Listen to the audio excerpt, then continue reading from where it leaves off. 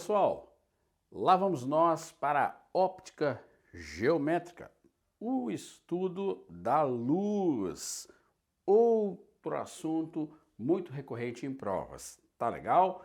Aqui na tela, uma sala cheia de espelhos, múltiplas reflexões da luz, o campo visual, as imagens obtidas dos objetos, enfim, tudo isso a gente vai agora estudar neste tópico óptica geométrica. Então eu começo com um quadro resumo aqui para ti, para que nós ganhemos tempo e de forma ampla já entendamos do que é o nosso assunto, sobre a luz. Então eu posso ter, pessoal, fontes luminosas naturais, como é o caso do Sol, ou artificiais, uma lâmpada, uma vela, enfim, né? Sempre lembrando que a luz, o objeto do nosso estudo, é formada por ondas eletromagnéticas, né? Carrega consigo energia. Show? Então, a luz como onda, né, pode iluminar objetos e aí eu posso, então, conceituar os objetos com os quais eu vou trabalhar aqui na óptica, né? Transparentes, aqueles que deixam passar a luz, né? Como, por exemplo, uma janela transparente. Translúcido, deixa passar parcialmente, como aquele vidro jateado, muito usado em banheiros, né?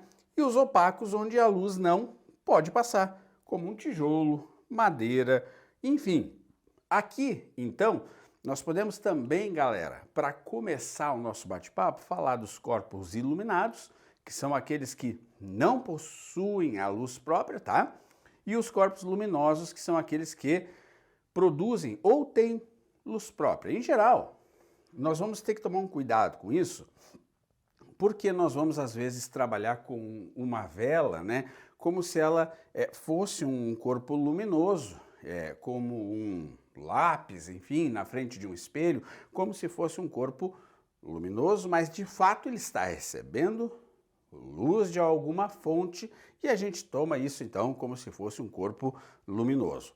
Legal? Quadro resumo aí, onde a gente de forma ampla fala sobre o nosso objeto de estudo, que é a luz. Tá legal? Tu tens esse quadro resumo aí, e é importante que tu foque nos meios pelos quais a luz vai poder ali atravessar totalmente, atravessar parcialmente ou não atravessar. E sempre lembrando, claro, que a luz é uma onda eletromagnética formada por um campo elétrico e um campo magnético que estão oscilando continuamente no tempo, carregando consigo energia. Show? Bacana então, né? Um quadro, roteiro, resumo aí para que a gente comece. Bem, é comum, muito comum, que na tua prova tu encontre o termo raio de luz. Esse raiozinho, esse vetorzinho orientado, simbolizando ali um raio de luz que provavelmente sai de um corpo que é um corpo luminoso. E aí o conjunto desses raios de luz, pessoal, vão formar os feixes de luz, tá? Isso aqui é só para que tu identifique na hora da prova e consiga diferenciar. E eu, tendo o conjunto de raios de luz, a fim de formar o feixe de luz, posso ter um feixe convergente, que é aquele que vai para um ponto, ou um feixe divergente, que é aquele que sai e espalha, ou feixe paralelo, né? Lembrando que nós podemos ter aqui, pessoal, dois tipos de fonte, tá? A gente pode ter uma fonte, né, que é uma fonte extensa, aquela fonte, portanto, cuja dimensão importa, né? Vamos colocar aqui assim, ó, importa a dimensão, correto? É quem vai então estar ali iluminando, né? A gente pode ter uma fonte extensa, uma grande lâmpada, por exemplo, dentro de uma sala, né? Ou a gente pode ter, quem sabe, pessoal, na prova, uma fonte de luz pontiforme. Então, essa fonte de luz pontiforme aqui, né? Ela, no caso, não importa a sua dimensão. Não importa a dimensão no problema. Tá legal? Fácil, então. Em geral, vamos trabalhar com fonte pontiforme. Por exemplo, aqui teremos um ponto de luz produzindo esse feixe divergente, tá? Show? Tranquilo, é só lembrar que eu posso ter raio de luz como um único e feixes de luz, um conjunto de raios. Quem produzirá, galera, ou é uma fonte extensa, uma grande lâmpada, na qual eu devo levar em conta a dimensão, ou uma fonte pontiforme, tá? Que é aquela que não importa a dimensão no nosso problema. Show? Ok, anotaste? Que legal. Então, um quadrinho resumo, roteiro, né, introdutório, aí o conceito de raio e feixe. E aí, pessoal, os princípios da óptica. Isso é leitura, é bem fácil. O que diz o primeiro princípio? Propagação retilínea da luz. Num meio homogêneo e transparente, a luz sempre se propaga em linha, vamos sublinhar, em linha reta. Cada uma das retas de luz, a gente já viu, é o raio. Então tá aqui, né, a propagação retilínea. Outro princípio, independência dos raios de luz, pessoal. Se esses raios de luz se cruzam, olha só, um não interfere na trajetória do outro. Já diz o próprio nome, está aqui na figura a luz vermelha, o feixe de luz vermelha, o feixe de luz azul. E veja vocês, né? Obedece o princípio da independência, um não interfere no outro, tá? E a reversibilidade, galera, que é o seguinte, se nós revertemos o sentido de propagação de um raio de luz, ele continua a percorrer a mesma trajetória. É aquela história ali, né? Nós temos aqui, ó, um espelho, por exemplo, e uma lanterna ali. Então a gente joga raio no espelho, que tem um poder de reflexão, e ele então iria para lá. Se eu permuto, se eu troco a fonte aqui, o caminho continua o mesmo. Este princípio, pessoal, explica porque quando tu enxerga alguém através do espelho, este alguém te enxerga também, né? Muito comum isso no carro, muito comum isso no veículo, né? A gente tem o espelho retrovisor e o motorista te enxerga e tu enxerga o motorista. É justamente pelo princípio da reversibilidade, tá? Então nós podemos colocar aqui até, né, o retrovisor interno, né, do teu veículo. Se tu enxerga uma pessoa, a pessoa te enxerga. Qual é o princípio que explica isso? Reversibilidade.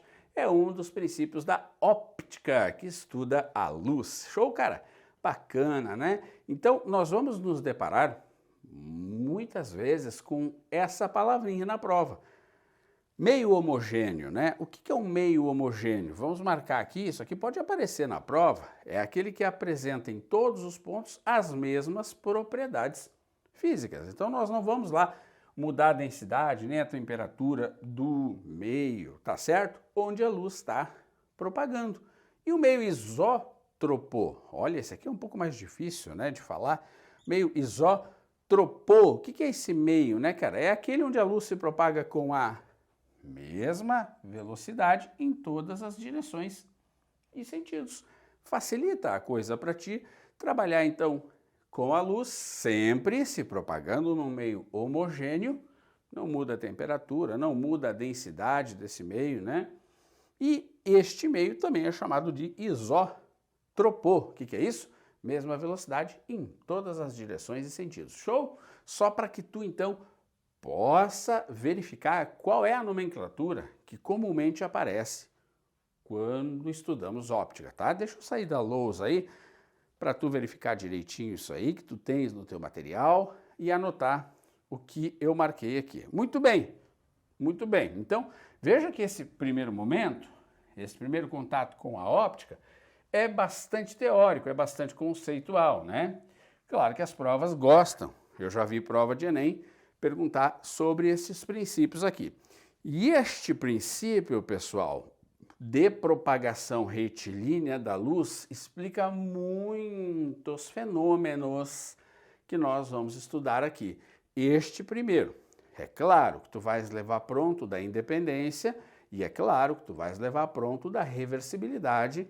Aqui, né, a trajetória do raio de luz não depende do sentido de propagação, Se tu enxerga a pessoa através do espelho retrovisor, a pessoa também te enxerga. Mas este aqui, pessoal, ele envolve alguns problemas. Então, veja bem, o primeiro problema é o da câmara escura de orifício.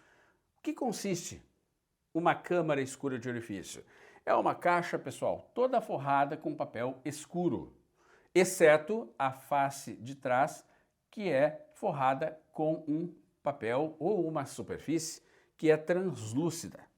Lembrando que o translúcido, né, galera, deixa passar parcialmente a luz. Existe um orifício aqui, ela é toda escura, né? Claro que no meu desenho aqui, para fins didáticos, eu deixei ali para que tu verificasse como é o formato disso. Então, galera, é muito importante que tu saiba que este é o princípio das câmeras fotográficas antigas, né? As câmeras que usavam filme, as câmeras bem antigas tinham esse princípio da câmara escura. Primeira coisa que eu preciso saber, qual é o princípio envolvido aqui? Qual é o princípio envolvido aqui? Propagação retilínea da luz, tá bom? Então nós já vamos colocar aqui, ó, propagação retilínea, tá? Este é o princípio aí que explica a câmara escura. O que eu tenho aqui, pessoal? Eu tenho um orifício, o raio de luz que sai lá do meu homem, que eu vou chamar de objeto, né? Passa pelo orifício, bate lá na superfície translúcida, bem como aqui do outro extremo, e a gente vai convencionar assim, sempre os raios de luz, claro que são infinitos raios de luz, né, pessoal? Mas eu pego um raiozinho aqui e jogo também lá passando pelo orifício e chegando lá na superfície translúcida. Nota que aqui, galera, na face de trás, onde há uma superfície translúcida, nós vamos ter a formação da imagem, tá bom? É importante tu lembrar que essa distância aqui, ó, do objeto até o orifício, eu chamo de DO, distância do objeto até o orifício. E essa distância aqui, da imagem até o orifício, eu vou chamar de DI. Fechado? Muitas vezes em prova, esse DI também é chamado de profundidade, tá? Profundidade da câmara, tá? Então, cuidado com isso, fechou? E claro, eu posso trabalhar aqui, ó, objeto, imagem, D grande, D pequeno, né? Eu poderia colocar aqui, ó, DO, né? DO e aqui DI, sem problemas maiores. Então, veja que por semelhança de triângulos, é simples, olha só, o O está para o I, assim como o Dzão está para o DI. Pronto, a câmara escura de orifício, nós vamos trabalhar com ela a partir da semelhança de triângulos. Mas, Dani, o que eu preciso saber? Ora, um ou outro parâmetro pode ser perguntado. Detalhe que todos devem estar na mesma unidade, tá, pessoal? Tanto o Dzão quanto o Dzinho, o O e o I, mesma dimensão. Estamos combinados? Tá? Então, uma semelhança de triângulo simples, né? Ó, O está para I, assim como o Dzão está para DI. Fechou? Ou DO está para DI, tá? Isso é bem simples, é bem tranquilo. O que eles gostam, então, de te perguntar? Quando aparece a câmara escura, eles perguntam qual é o princípio, propagação retilínea, e pode haver algum algebrismo envolvendo aqui a semelhança de triângulos. Tudo bem? Deixa eu sair da lousa aí para tu anotar o que é relevante dessa parte que tu tens aí no teu material. Então, lá vamos nós. Vamos ver como isso aí pode acontecer. Tudo bem, pessoal? Então, viste, né, a pegada ali introdutória, conceitual, né? E agora aqui já a aplicação da câmara escura de orifício. Vamos lá? Vamos ver como é que isso aqui pode aparecer então, né? Aqui, antes de eu partir para a prática da câmara escura, Outro princípio que é propagação retilínea da luz, galera, são os eclipses, tá? Coisa que tu estuda na geografia, tá? Mas aqui eu coloquei de maneira sintética, né, de maneira rápida, só para que tu veja ali a propagação retilínea, né, da luz a partir da nossa fonte aqui, que é o Sol, correto? E aqui então os raios de luz e as regiões de sombra, né, e penumbra, né?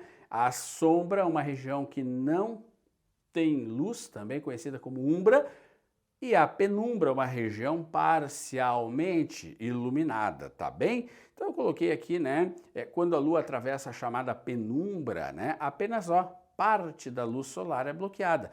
Mas na umbra, conhecida como sombra, somente os raios que atravessam a atmosfera da Terra e são desviados chegam à Lua, dando um satélite um tom avermelhado.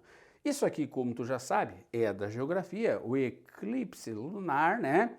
Sol, Terra, Lua, tudo bem? Tem no teu material o eclipse solar, Sol, Lua, Terra. Show! Cara, o que eles perguntam disso? Lá na geografia, tu já deve saber que essa parte está dominada, né? Reconhecer os dois tipos aí de eclipse, tá? Eles na física pegam justamente o princípio. Qual é o princípio que explica os eclipses, gente? Propagação retilínea da luz. Lembra? Muito importante, região de penumbra parcialmente iluminada. Região de umbra, região de sombra. Não tem luz ali. Tudo bem? Coloquei aqui para que tu entenda isso aí e como é a pegada, tá? Bem, olha o que eu te disse. A parte de semelhança de triângulos, que é propagação retilínea, pode aparecer assim. Um aluno da escola de especialistas da aeronáutica que participa de uma instrução de rapel ficou impressionado com a altura da torre de treinamento. Olha a torre aqui, galera. Show?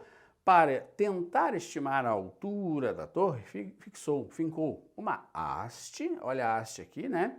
Perpendicular ao solo, deixando-a com 1 metro de altura. Muito bem, ali ó, 1 metro de altura a haste, né?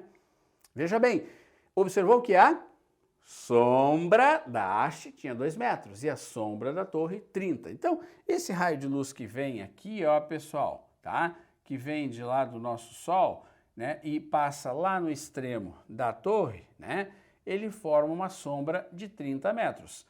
Bem como um dos raios que eu escolho lá também passa pela extremo da haste, a haste, né? E forma lá uma sombra, portanto, de 2 metros, né?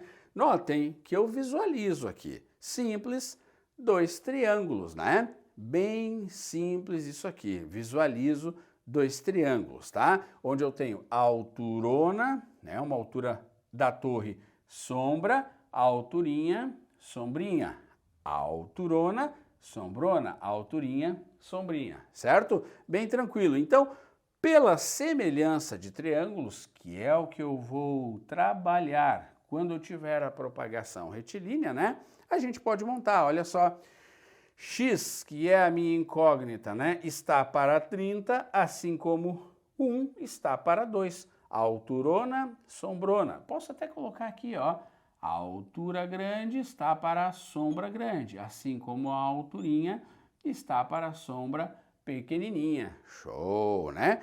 X sobre 30 é igual a 1 meio. Fazendo o algebrismo, 2x igual a 30, portanto, eu chego a 15 metros como a altura da torre, tá? Muito tranquilo, muito sossegado trabalhar com semelhança de triângulos. Sempre desse jeito. A alturona está para a sombrona, assim como a alturinha está para a sombrinha. Certo, pessoal? Saindo da lousa, tu faz a anotação aí no teu caderno. Muito bem. Agora, o que é que pode acontecer com uma questão de câmara escura um pouco mais elaborada? Então, olha que interessante, ainda propagação retilínea da luz, câmara escura. Uma câmara escura de orifício, vocês estão vendo ela aqui, o mesmo modelo que nós trabalhamos anterior, reproduz uma imagem de 10 centímetros de altura. cuidado, de uma árvore observada. Está lá a árvore como objeto e a imagem da nossa árvore na face lá de trás da câmara, que tem um papel translúcido ou um material translúcido, é uma imagem de cabeça para baixo. Chamaremos de invertida, né, gente? Tá?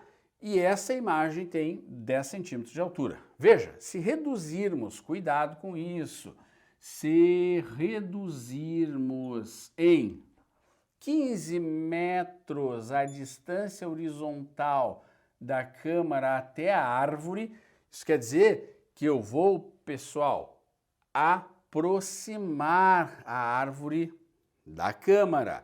Essa imagem vai aumentar, ela passa a ter 15 centímetros. Qual é a distância horizontal? Ele quer saber quanto vale essa distância do objeto até o buraco no início do processo. Vejam bem, muito importante esse problema, porque ele acontece em duas etapas. Duas etapas. A primeira etapa, onde eu tenho a árvore a uma distância do buraco, formando uma imagem de 10, e depois quando eu aproximo, né? Aproximo a câmara, Aproximo a câmara da árvore. Então eu diminuo a distância que existe entre árvore e orifício. Tu entendeu? Duas etapas aí, tá? Então, uma situação antes de eu aproximar a câmera e uma situação depois de eu aproximar a câmera, certo? Aprende como é que funciona quando isso acontece. Olha só, na situação antes, bem tranquilo, nós vamos ter aqui, ó, a alturona da árvore, distância da árvore até o orifício, né? Distânciazinha Dzinho, que é a distância da imagem até o fundo, e a alturinha do nosso, ali, da nossa imagem, tá? Esta é a situação antes, pessoal, de eu mexer na distância entre a câmara e o objeto. Então, como é que eu monto isso aqui, ó? A alturona está para 10, tá vendo? A alturona está para a alturinha.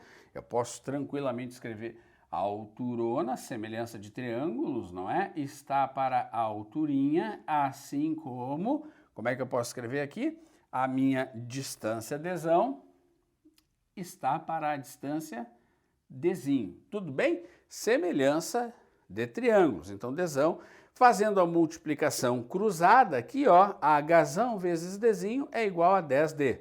Não serviu para muito isso, mas eu guardo, porque é uma relação. Notem que aqui a altura da minha árvore e a profundidade da câmara, pessoal, não mudam, né? Se eu afasto a câmara ou se eu aproximo a câmara, estes dois fatores não mudam, são constantes. A propósito, aqui nós fizemos o quê? Nós reduzimos a distância. Então, nós aproximamos a câmara. Tu concorda? Se ele dissesse que aumentou a distância horizontal, daí nós estaríamos afastando a câmara. Tudo bem? Vou repetir. Se nós lermos que reduziu a distância entre o objeto e a câmara, eu estou aproximando a câmara do objeto. Se nós lermos que aumentou, aí eu estou afastando do objeto. Então, essa é a situação inicial. E olhem a situação depois. Ó, como eu reduzi a distância, eu vou escrever D menos 15. Olha lá, ó. Viste? Por causa dessa redução, eu coloquei D menos 15 ali, porque o buraco da câmara ficou mais perto, né, do nosso objeto. E aí, a nossa imagenzinha passou para 15. Mesma lógica, pessoal, mesma lógica. Olha aqui, a alturona está para a alturinha, 15, assim como D menos 15, D menos, porque eu aproximei, Se fosse afastado, Dani, o que eu faria? Colocaria D+, né? Está para Dzinho, tá? De novo, multiplico o cruzado, Hzão vezes D igual a 15, Dzão menos 15. Show! Muito bem. E agora, professor, notem que este HD é esse valor e este HD é esse valor. Notou? Já está sentindo o que eu vou fazer, né? Eu vou igualar os HD, já que Hzão e Dzinho não mudam no problema. Então vem com Dani.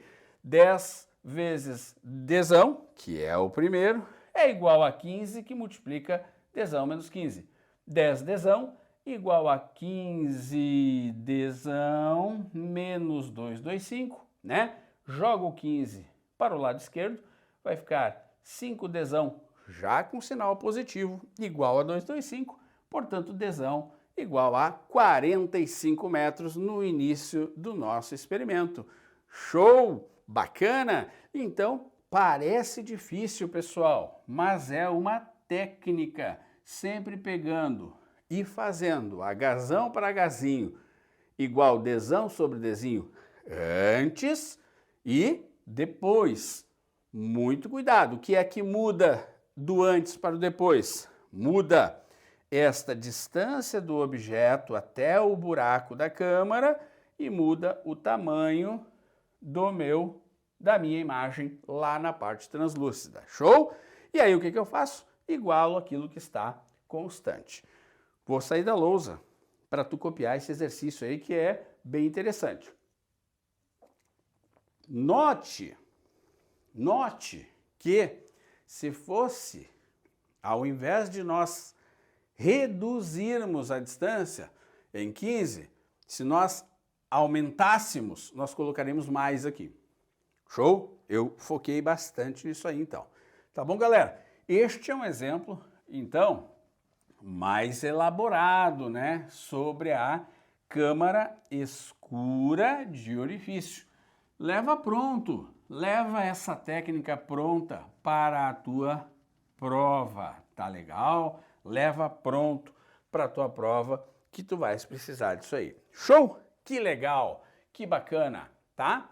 Feito, então, o exemplo de câmara escura. Espelhos planos, pessoal, vamos lá? O que são espelhos planos? Superfícies perfeitamente lisas com alto poder de reflexão. Olha que interessante, na nossa prova vai ser uma linha e vai ter uns tracinhos assim, né? E esses tracinhos, pessoal, eles vão mostrar para nós a parte aqui de trás do espelho, tá certo? A parte de trás do espelho, onde de fato não tem luz, né? Certo? E a parte aqui da frente do espelho, onde está a moça. Notem vocês que eu, observando a moça, posso chamar essa moça de objeto. E essa moça vai estar a uma distância do espelho de O. Perfeito! Lá atrás do espelho, onde não tem luz de fato, né? Nós vamos ter aqui o I, que é a imagem, e a distância desta imagem vai ser DI, até o nosso espelho, que é assim representado. Notem vocês, né, que eu joguei um raio de luz aqui, ó, saindo do pé da moça, pá, bateu ali e voltou, né, no mesmo ângulo em relação a essa reta aqui, que nós estamos agora observando pontilhada. Já já tu vai saber que ela é a reta normal. O prolongamento desse raio vai formar, portanto, a imagem da moça, tá bem?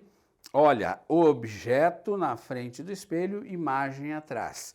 Notem que coisa interessante dessa figura, pessoal, é que a distância do objeto até o espelho é igual sempre no espelho plano à distância da imagem até o espelho. Então, DI igual a DO no espelho plano, certo, galera? E esta imagem, ela tem algumas características, né? vamos aqui para as características dessa imagem. Deixa eu só colocar, aqui é o DO e aqui é o meu DI, fechou? Então, princípio da simetria é uma imagem simétrica, tá bem? Princípio da igualdade, mesmo tamanho. Se a moça aqui tem 1,60 m, a imagem vai ter 1,60 m, né? Pessoal, essa imagem está de cabeça para cima em relação ao eixo aqui horizontal, portanto eu chamo ela de imagem direita. Como ela está atrás do espelho, onde de fato não tem luz, né, galera? A luz de fato está aqui, sobre a moça.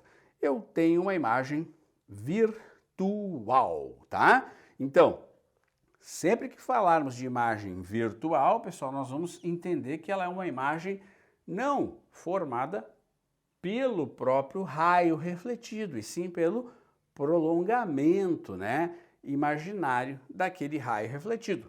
Lá atrás do espelho não há luminosidade, então eu tenho de fato uma imagem virtual. E ela é reversa. Como assim reversa, né? Reversa é que se a moça do objeto levantar o braço direito, né, a imagem levanta o braço esquerdo. Muito bom, né? É o que está acontecendo com este R aqui, ó. Nota que ele tem a sua imagem reversa aqui do outro lado do espelho, certo, galera? Mas mantém o mesmo tamanho, mantém a mesma orientação, por isso que eu digo que ela é direita, tá certo? Mas eu tenho que lembrar, não posso me esquecer, que ela é uma imagem reversa. Inclusive, isso aparece na frente dos carros de bombeiros, né, onde eles escrevem reversa a palavra bombeiros ou ambulância, justamente para que quando tu enxergue escrito pelo retrovisor, tu veja a imagem não reversa. Tá certo? Tá tranquilo? Tá de boa? Então aqui, né, a representação de alguns pontos objeto e o ponto imagem, isso é muito importante, tá? O ponto P, como ele é um ponto objeto, ele está na frente do espelho. Lembra os tracinhos, né? Os tracinhos aqui são a parte de trás e aqui a parte da frente. E aqui o pelinho, que seria o ponto imagem. Muito importante, tá, pessoal? A distância do objeto até o espelho plano é igual à distância da sua imagem até o espelho plano, né? E os raios aqui incidentes e refletidos e os prolongamentos. Notem os prolongamentos, olha, dos raios refletidos formando o meu ponto imagem, tá? Vale a pena colocar aqui, né? Ponto objeto, correto? E aqui o meu ponto imagem, tudo bem? Esse ponto imagem é um ponto imagem o quê? Real ou virtual? Virtual, né, galera? Porque ele é formado pelo prolongamento dos raios refletidos, né? Então, claro, olhei um espelho plano na prova, vou lembrar, imagem no espelho plano de um objeto real vai dar uma imagem o quê? Virtual, direita e igual. Sempre lembrando a máxima, que a distância do objeto até o espelho é igual à distância da imagem até o espelho plano, né, galera? Plano, tudo bem? Certo? Eu saio aí da lousa, tu faz as anotações conforme estão aí pertinentes para que a gente continue, tá? Espelho plano é comum de aparecer porque é um espelho que usualmente temos, né, utilizado. Sempre que nos olhamos no espelho, estamos ali nos deparando com uma imagem o quê? Virtual,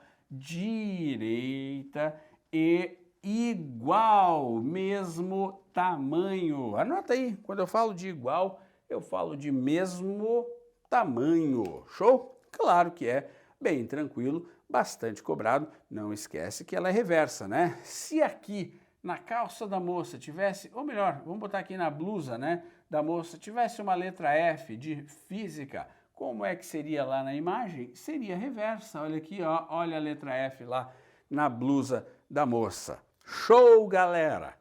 Que legal, que tranquilo, tá? Nunca esqueça disso. Se tu levanta o braço direito na frente de um espelho plano, a tua imagem levanta o braço esquerdo. Legal, muito bem. Então, olha aqui, o campo visual.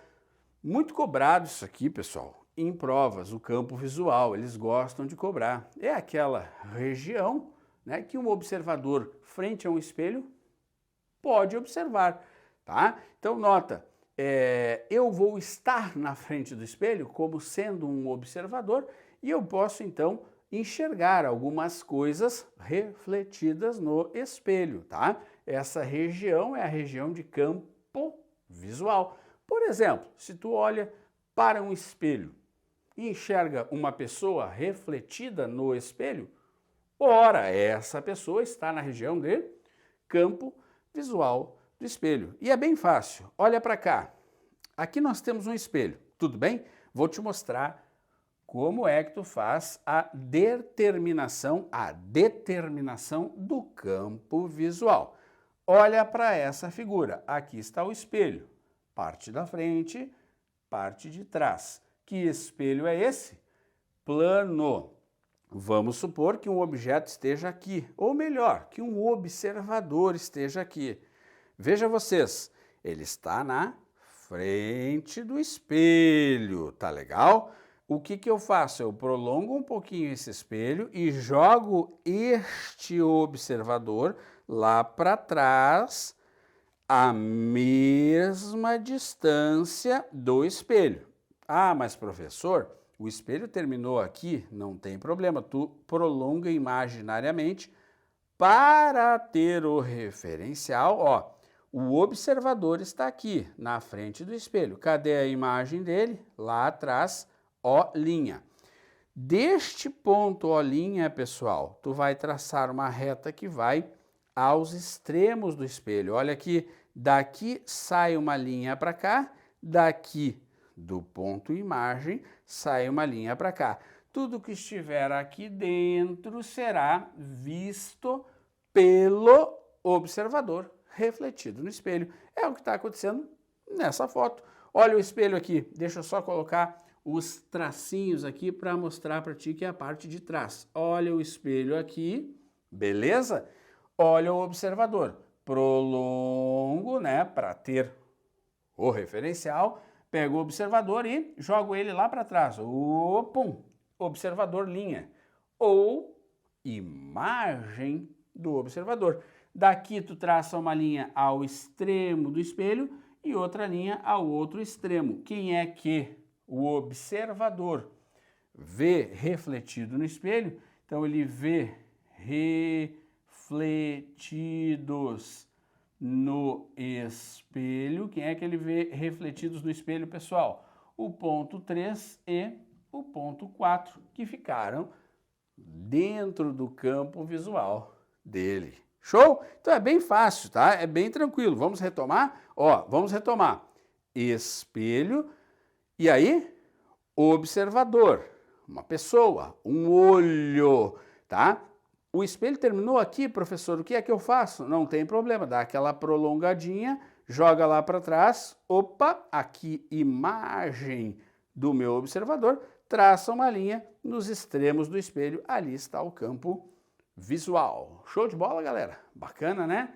Anota isso aí, que é bastante cobrado, o campo visual. Se, por exemplo, tu enxerga uma pessoa no espelho, ela também te enxerga, ela está dentro do campo visual, e aí o princípio é aquele também da reversibilidade sendo válido. Show! Bacana! Anota, querido, é bem importante. Tudo bem? Tudo certo? Então, como nós estamos falando da reflexão, né, pessoal, que é uma propriedade muito importante aqui, que acontece nessa superfície perfeitamente polida, com alto poder de reflexão, eu quero te apresentar aqui uma figurinha que mostra o feixe incidente e o feixe refletido, aquele que incide, que chega no espelho, e aquele que é refletido do espelho, né? Aqui os raios incidentes, aqui os raios refletidos, né? Galera, existem duas leis de reflexão que é bom de tu saber uma vez na vida. Apenas teoria, nada demais. O raio refletido, o raio incidente, certo? Portanto, esses dois aqui. E a normal. Quem é a normal, pessoal? A normal é essa reta imaginária aqui, ó, que corta o meu espelho, uma reta referência. Olha aqui, ó, esta aqui é a minha reta normal, tá bom? Para que ela serve? Ela serve para me dar o ângulo com que o raio incide, chamado I, chapeuzinho em cima, né? Ângulo de incidência. E aqui o meu R, chapeuzinho em cima, o meu ângulo de reflexão. Veja, pessoal, eles são medidos com a reta normal, tá? Então, o raio refletido, o raio incidente e a reta normal estão no mesmo plano, tá? Outra coisa importante é que o ângulo de reflexão é sempre igual ao ângulo de incidência. Então, olha o que é que tu precisa saber quando falar da reflexão da luz. Aqui está a superfície refletora, para nós o espelho, show? O raio que chega, bate no espelho, formando um ângulo I com a reta normal, que é a minha referência, né? Refletindo, formando um ângulo R com a reta normal, que é a minha referência, né? E aí, sempre bom de saber que o ângulo I, pessoal, é sempre igual ao R. Tá legal? Claro que se ele te pedisse esse ângulo alfa aqui, ou se ele te pedisse esse ângulo beta aqui, eu poderia escrever, né? Alfa mais o ângulo de incidência tem que dar 90 graus, né? Daqui até lá, né? E eu poderia escrever beta mais o R igual a 90 graus, né, galera? Tranquilo? Mas não esquece, o I e o R são medidos com a reta normal. Por exemplo, se aqui é 30 graus, o R também será 30 graus. E aqui o nosso alfa vai ser 60, que é o que falta para 90, tá? Vejam, vocês têm, pessoal, dois tipos de reflexão que são bem importantes.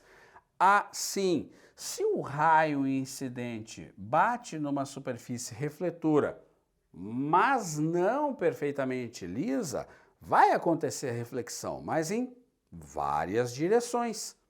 Essa reflexão é a chamada reflexão difusa, em várias direções, tá bom? Vamos colocar aqui, ó, várias direções. Fechou? Agora, neste caso aqui, é a reflexão especular, né? Que é em uma única direção. Olha aqui o raio incidente, olha aqui o ângulo de incidência, olha aqui o raio refletido e olha aqui o ângulo de reflexão, né? Então, a especular, única direção, e a difusa, várias direções. Aliás, esta aqui, muito importante, esta aqui explica o porquê que nós enxergamos as cores dos objetos, né? Porque a luz branca, ela, ao incidir sobre um objeto, ela espalha, né? E ela reflete em todas as direções. Tá legal? Reflexão da luz aí de boa, sempre lembrando da reta normal, a nossa reta imaginária, tá? As duas propriedades, o esquema de como funciona os raios incidente, refletido e a reta normal, e aqui os dois tipos de reflexão que tu vai ter de saber na hora da prova. Reflexão bem tranquilo, tá, pessoal? E claro, né? No espelho plano é o que explica aí a nossa formação de imagens, né? A imagem vai ser formada pelo prolongamento dos raios refletidos, né? Poxa, anota isso. No espelho plano, as imagens são formadas no prolongamento dos raios refletidos. Show! Que legal, né? que bacana! E aí, ó, a luz branca é composta de vermelho, laranja, amarelo, verde, azul, anil e violeta. A cor dos corpos a gente enxerga, né, pessoal? A cor dos corpos pela luz, né? Pela luz que o quê, hein? Que eles, vamos colocar a palavra-chave, ó, refletem. E de que forma eles refletem, pessoal? Se eu enxergo, tu enxerga, todo mundo que está numa sala pode enxergar. A gente enxerga pela luz que eles refletem difusamente.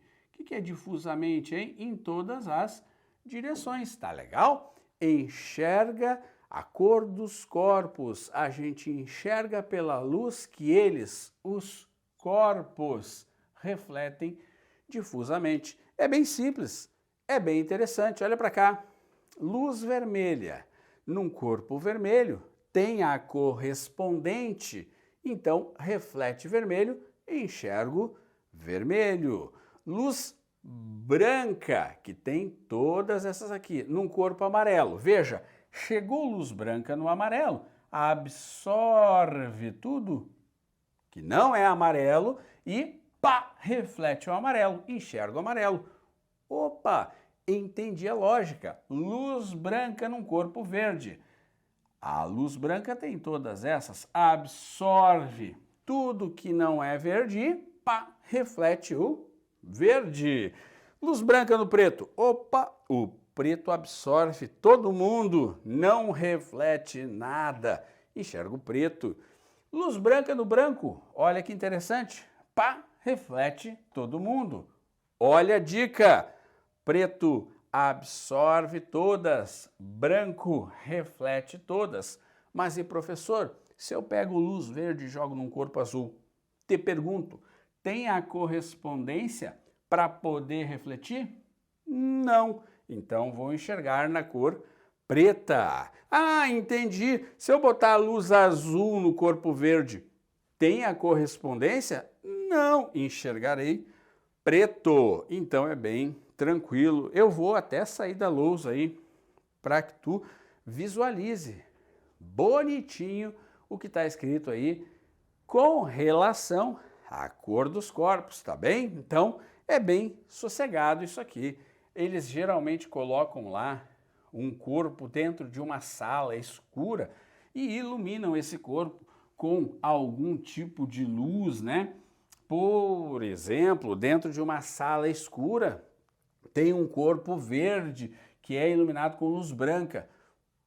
Qual a cor que eu vou enxergar esse corpo? Luz branca tem todas essas. Absorveu tudo que não é verde, refletiu o verde, enxerguei verde. E assim vai, né, pessoal? Bem legal esse quadrinho aí, bem tranquilo, tá? Outro tópico bacana é o de associação de espelhos planos, tá? Onde eu vou colocar aqui dois espelhos planos associados entre si, formando um ângulo ali. Eu posso abrir mais ou abrir menos, né, galera? O ângulo entre esses espelhos. Olha essa figura que tu tens aqui. Uma bonequinha mini. Ela é a bonequinha objeto. Olha que interessante. Uma, duas, três minis imagem. Por causa dessa associação de espelhos, eu consigo construir um sistema aqui para enxergar uma, duas, três, quatro bonequinhas mini. Que interessante! A Minnie, que é a parceira do Mickey. Show? Bacaninha? Claro que, se eu mexer na angulação, pessoal, eu posso ter mais ou menos bonequinhas vistas. E aqui está a equação. Para que serve essa equação, Dani? Essa equação, ela me dá o número de imagens de cada objeto, tá? Então vejam vocês, 360 graus sobre alfa, que é o ângulo que eu vou trabalhar aqui, menos 1. Veja, cada objeto, tá bom, pessoal? Cada objeto. Por que falo isso? Porque olha só, com 3 bailarinas colocadas entre 2 espelhos, planos fixos, um diretor pretende conseguir uma cena onde são vistas 24. Então, vejam vocês, eu tenho uma bailarina, tá? Aqui, 2 bailarinas, tá? Aqui, olha que bonitinha, 3 bailarinas aqui, tá? Então, eu tenho 3 que já são objetos, 3 que eu já vou verificar ali de fato. Muito bem, mas eu quero 24 bailarinas. Então, quanto é que me falta? Se eu tenho aqui 1, 2, 3, né? Nesse problema, veja bem, eu tenho 3 que já são o quê? Objetos. Vocês concordam comigo? Claro. 1, 2, 3. Então, portanto, me faltam quantas, pessoal? Me faltam 21, que serão o quê? Imagens. Muito bem. Mas eu devo colocar 21 aqui. Olha o que está escrito aqui. Número de imagens de cada. Número de imagens do que, professor? De cada objeto. Presta atenção. Cada uma das 3 bailarinas vai me dar um número de imagens, que ao fim do processo serão 21. Ah, então quer dizer, além dessas 3, eu preciso de 21 imagens. Então, galera, são 21 imagens, né, divididos por 3 bailarinas. Ah, entendi, professor. Porque N não é 21. N é o número de imagens de cada objeto. Portanto, eu terei 7 imagens, não é verdade? Cada uma delas, ó, 1, 2, 3, 4, 5, 6, 7, 1, 2, 3, 4, 5, 6, 7, 1, 2, 3, 4, 5, 6, 7. Cada uma dessas bailarinas me fornecem 7 imagens. Muito interessante. N igual 360 graus sobre, né, alfa menos 1. No lugar do N eu coloco o quê? 24? Não. 21? Não. 7. Então, 7 igual a 360 sobre alfa menos 1. Olha o 1 viajando para lá. Olha o 1 viajando para lá. Vai ficar 8 igual a 360 sobre alfa. Portanto, alfa igual a 360 sobre 8, né? Não é 10, não é 25, não é 30, é 45 graus. Fechou? Baita exemplo, onde tu vais ter aí que raciocinar um pouquinho sobre essa questão. Número de imagens de cada objeto. Mas, Dani, quando é que eu tenho que fazer essa divisão? Número de imagens pelo número de objetos. Quando é que eu tenho que fazer essa divisão? Número de imagens pelo número de objetos? Quando tu tiver mais de um objeto, tá? Quando tu tiver mais de um objeto, divide as imagens pelo número de objetos, para tu ter de fato quantas imagens cada objeto vai contribuir. Show, galera? Bacana? Então tá, espelhos associados assim podem cair na tua prova. Detalhe, se tu tiver espelhos, olha isso aqui, espelhos planos, né, dispostos paralelamente, 2 pontos. Coloquei um espelho na frente do outro, tu vai ter, pessoal, infinitas imagens, tá? Isso aqui é bem importante. Já caiu em algumas provas por aí, tá? Infinitas imagens. Coloca aqui, ó, 360 graus sobre alfa menos 1 e dá um nome para o N aí. Não esquece, espelhos planos. Opa, faltou um S. Espelhos planos dispostos paralelamente um ao outro, né? Você vai ter infinitas imagens. Que legal! Copiou?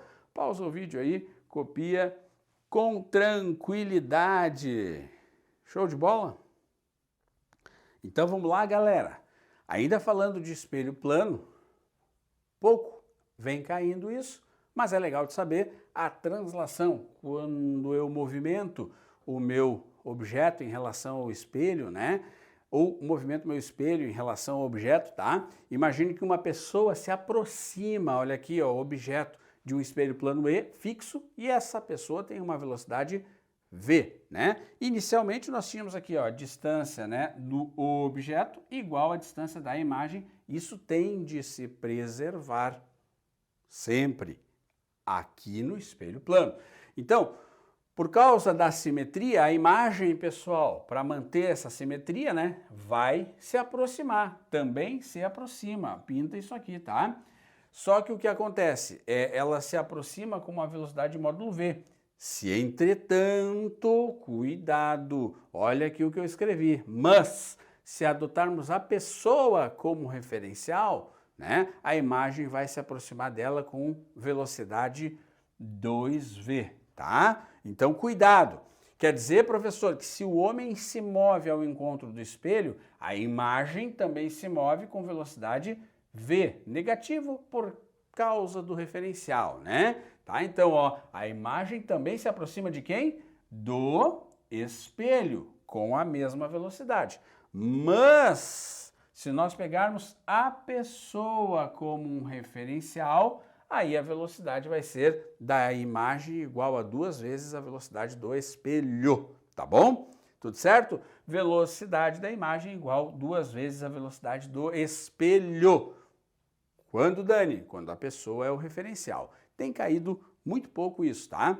Eles perguntam mais essa questão da simetria e se a pessoa se aproxima do espelho, a imagem vai ter a mesma velocidade. Mas, no caso de eu pegar a pessoa como referencial, a imagem se aproxima com 2 vezes a velocidade do espelho, tá bom? Na translação do espelho, pegando a pessoa como referencial, velocidade da imagem, 2 vezes a velocidade do espelho.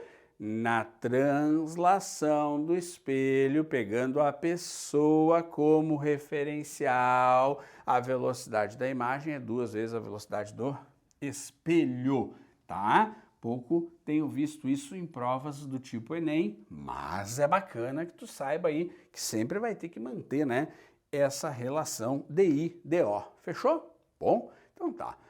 Olha aqui, sentado em uma cadeira de uma barbearia, um rapaz olha a sua própria imagem no espelho plano a 0,8 metros à sua frente. Tá aqui o garoto, o espelho plano tá aqui, né, galera? Simples, tu já passou por essa situação, né, no cabeleireiro, no barbeiro. E veja bem, assim como olha a imagem do barbeiro, que se encontra em pé, atrás dele, a 1,30 do espelho. Claro, porque 0,8 mais 0,5 dá 1,30 do espelho, né? Em relação às imagens formadas do rapaz e do barbeiro, assinale o que é correto. Show? Bom, eu sei que existe aqui uma lei do espelho plano que deve ser respeitada. Qual é? Lá atrás do espelho, a mesma distância deve estar a imagem do garoto, bem como a mesma distância deve estar a imagem do barbeiro, né? Então a gente monta um esquema aqui, olha aqui, rapaz a 0,8 do espelho. Show? Imagem do rapaz a 0,8 do espelho. Show! Olha o barbeiro a 1,30 do espelho. Olha a imagem dele a 1,30 do espelho. Bacana, né? Bem tranquilo. Vamos lá, as imagens são reais? Opa, falso. Por quê? Porque as imagens são virtuais, né, galera? Elas são formadas virtuais. Elas são formadas porque pelo prolongamento dos raios refletidos lá atrás do espelho, galera, não tem luz, né, própria, vamos dizer assim, tá? As imagens se encontram sobrepostas? Não. não está sobrepostas, né? Uma está no seu devido local, a 0,8 atrás do espelho, e a outra 1,30. Não tem sobreposição nenhuma, tá? Então é falsa. As imagens se encontram de novo sobrepostas? Não, pessoal. Elas não estão sobrepostas, né? Fechado? Elas estão cada uma no seu respectivo local atrás do espelho, portanto virtuais, né? Vamos colocar aqui até, ó, lá atrás, né, do espelho, né? Além de virtuais, elas são o quê? Direitas, né? Ou diretas, né? E elas também são simétricas, não é mesmo? Claro, elas são simétricas. E lembra, se o rapaz levanta o braço direito, a imagem do rapaz levanta o braço esquerdo, né? A gente chama isso, pessoal, de enantiomorfas, tá? É um termo pouco aparece aí, mas é legal. Enantiomorfas, enantiomorfismo, tá legal? 8. A imagem do rapaz e a imagem do barbeiro estão respectivamente a 1,60 e a 2,10 dos olhos do rapaz. Então vamos ver. Ó, a imagem, olha isso, do rapaz. A imagem do rapaz está aqui, tá? Beleza. E a imagem do barbeiro estão a 1,60 dos olhos do rapaz. Então vamos ver aqui. Olha só, vem com o Dani aqui, 1,60. Claro, 1,60, ó. A distância do olho do menino até a sua imagem é 0,8 mais 0,8, que dá 1,6 metro. Show! E a 2,10 dos olhos do barbeiro. Vamos ver então? 1,30 mais 0,8, olha aqui pronto, isso dá 1,30 mais 0,8, 2,1 metros. Portanto, esta 4 é falsa e esta 8 é verdadeira. Tu viu? Muito tranquilo, né? Sempre lembrando que DI é igual a DO no espelho plano, tá certo? Saiu da lousa, tu copia, faz aquela anotação lá do enantiomorfismo, que é bem legal de tu saber, né? Tá? Enantiomorfismo. Show, galera?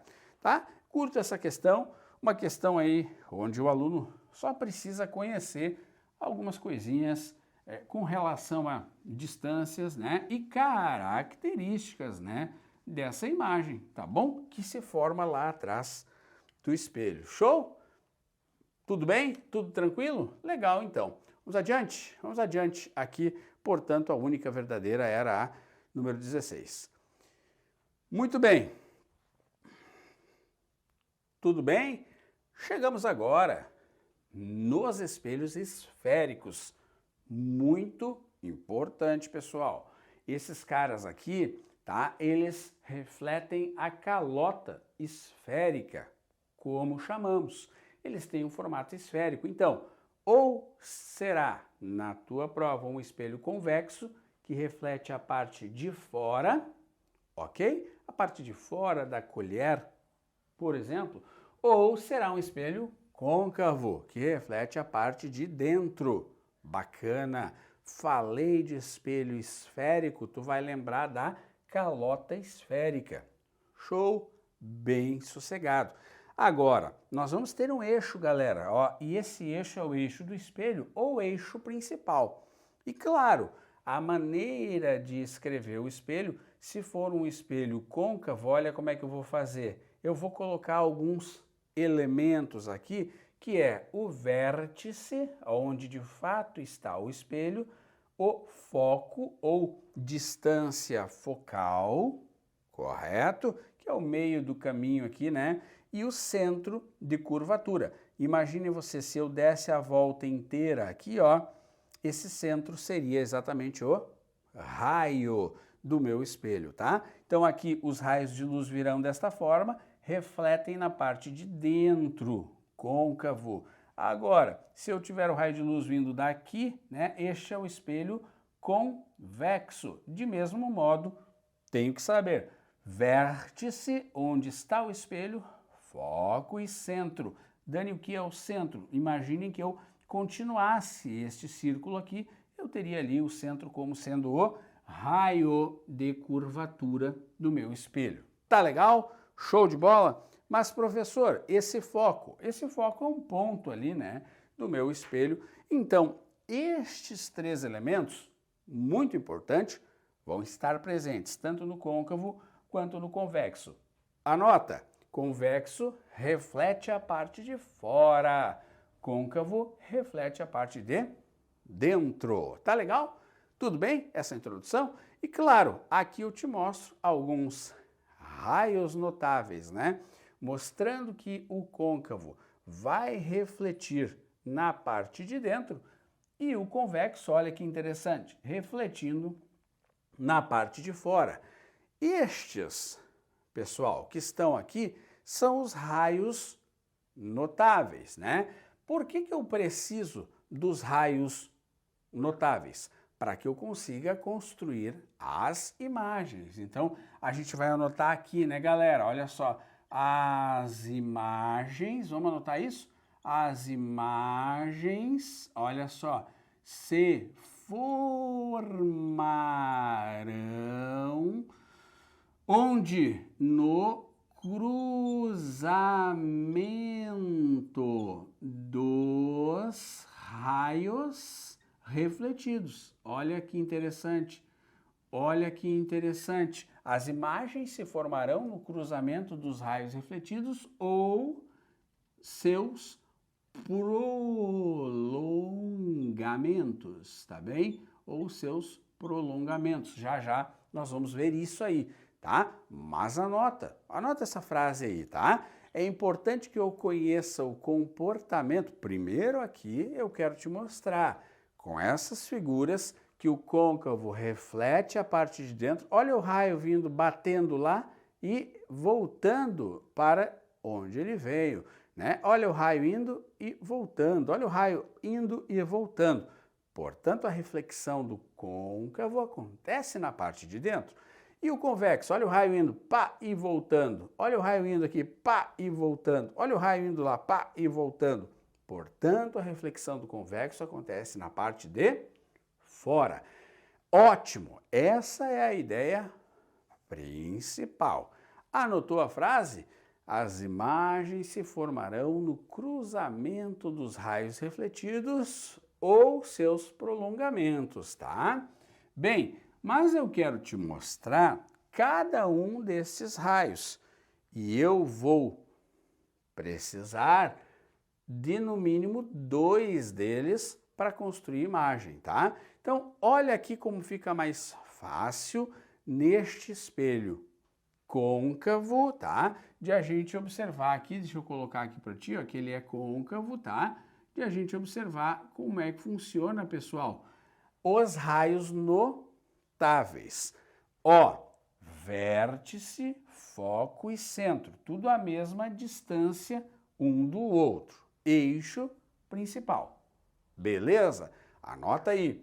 Com 2 raios notáveis eu já consigo determinar onde vai estar a minha imagem. Vamos conhecer os raios notáveis? Vamos lá? Se vem um raio paralelo ao eixo principal, tá vendo aqui, ó? Paralelo ao eixo principal, bate no espelho e passa pelo foco. Grava isso. Paralelo, pá, foco. Vamos de novo? Paralelo ao eixo principal, foco. Se ele incide paralelo ao eixo principal, reflete passando pelo foco. Show? E o contrário, se ele incide passando pelo foco, olha aqui, ó, foco e aí paralelo. Vamos repetir isso aqui? Vamos lá então? Ó, paralelo, foco. Foco, paralelo. Show! 2 muito importantes, 2 raios notáveis que vão me ajudar a construir imagem. E o outro, professor, se ele incide lá no vértice, ele reflete pelo vértice. Esses ângulos aqui serão iguais. E o último, não menos importante, se ele incide pelo centro, ele volta pelo centro. Olha aqui, pessoal. Eu conhecendo 4, escolho 2 para sempre usar. Vamos recapitular? Raios notáveis. Para o que é que serve? Para eu construir as imagens. Usando quantos no mínimo? 2. E quais são eles, hein? Se incide, paralelo, foco. Foco, paralelo, vértice, vértice, centro, centro. Bacana? Olha aqui o que eu te falei dos ângulos, olha, de incidência e de reflexão, né? E aqui o eixo principal fazendo o papel da reta normal. Muito bom, né? Vamos de novo? Vamos de novo? Vamos de novo porque tu tens de conhecer isso aqui.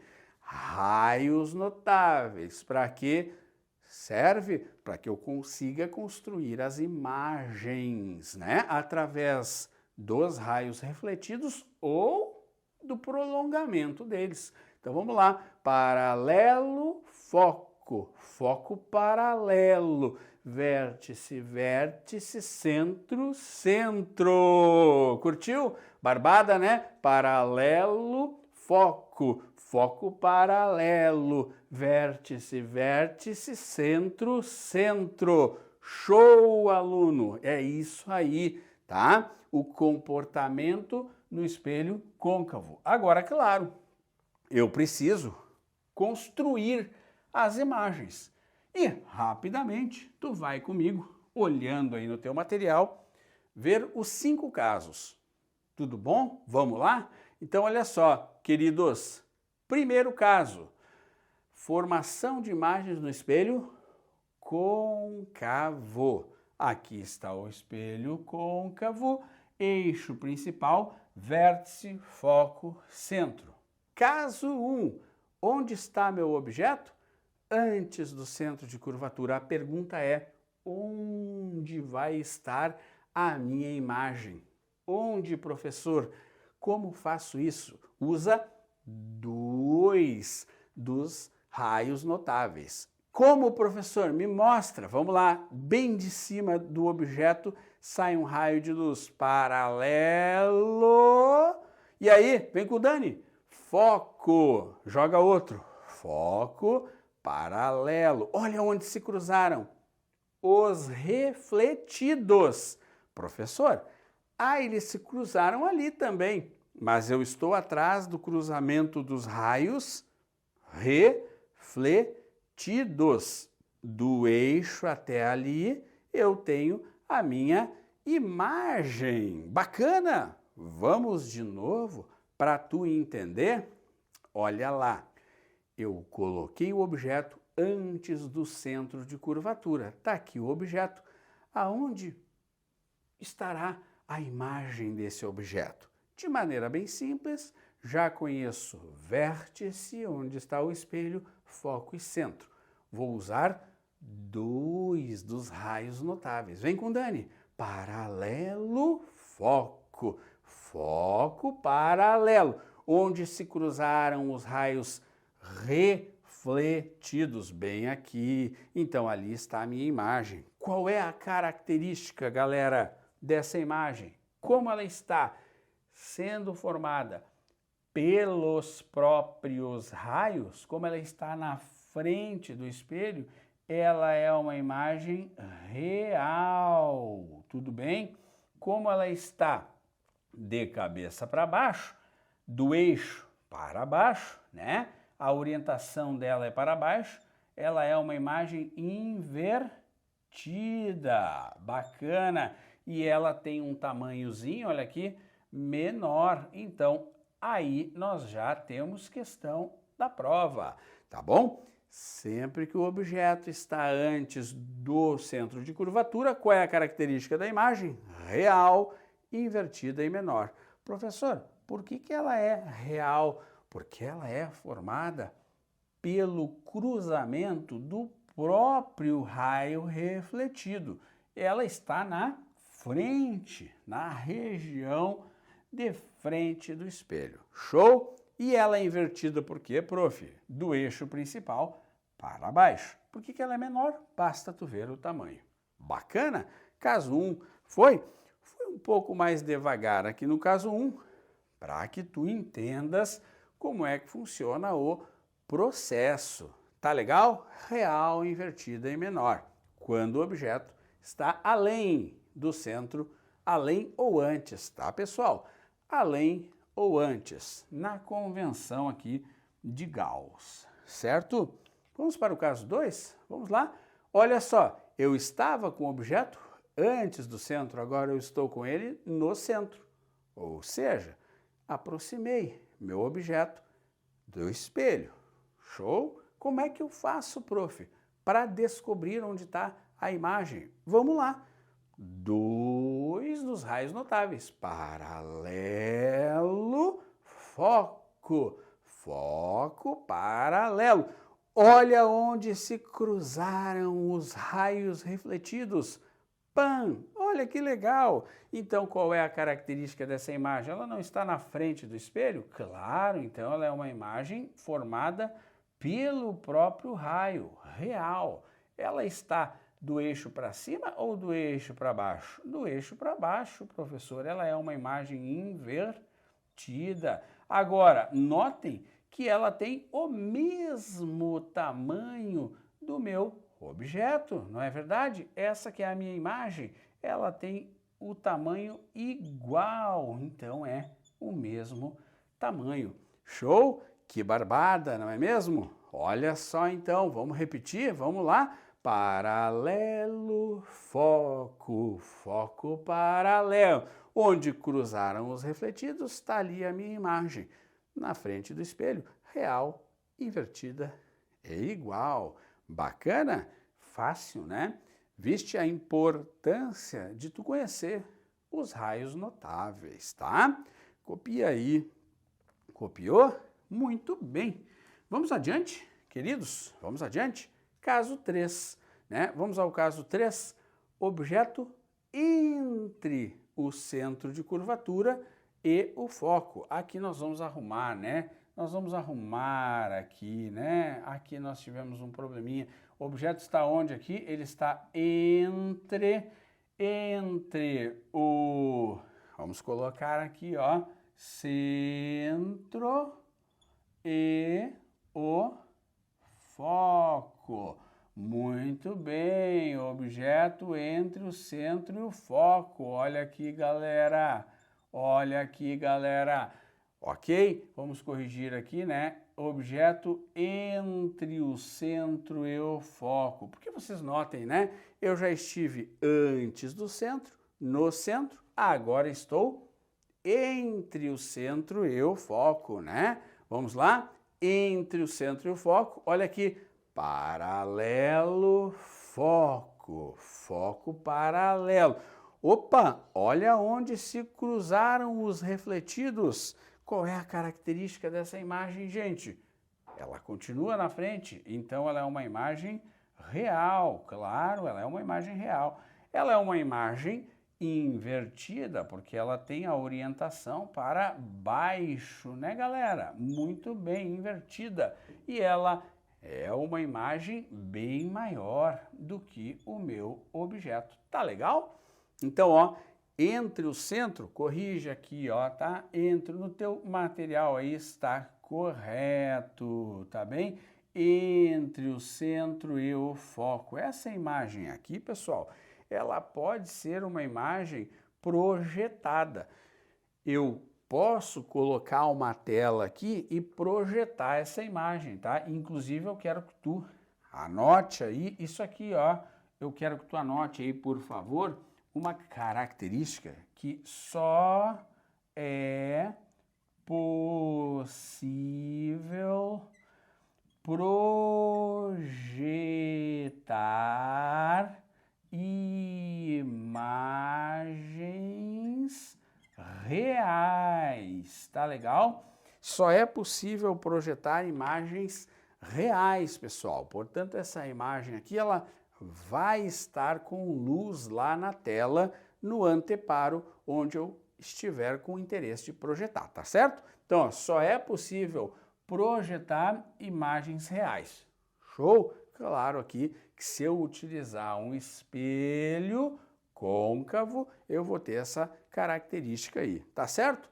Bacana? Muito bem. Então, esse é o caso 3, objeto entre o centro e o foco. Corrigido aí, né? Bacana? Muito bem. Tira tuas anotações aí, que é bem importante. Entre o centro e o foco. Raciocina comigo agora, né?